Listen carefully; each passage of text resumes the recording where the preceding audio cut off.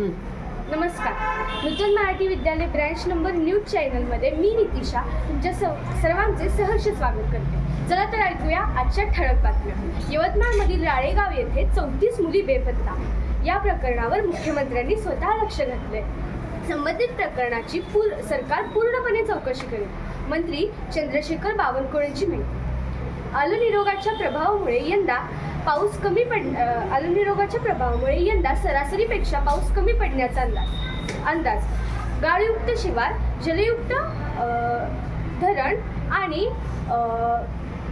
गाळयुक्त शिवार यांची कामे तातडीने पूर्ण करा, अशी मुख्यमंत्र्यांची प्रशासनाला सूचना.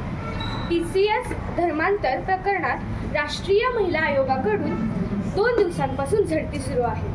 महिला आरक्षण TCS प्रकरणात राष्ट्रीय महिला आयोगाकडून 2 दिवसांपासून झडती सुरू आहे. या प्रकरणात सुद्धा मुख्यमंत्र्यांची सभा घेतली. यामध्ये सुद्धा स्वतः मुख्यमंत्र्यांचा सहभाग होता. इथेच मी थांबते. धन्यवाद.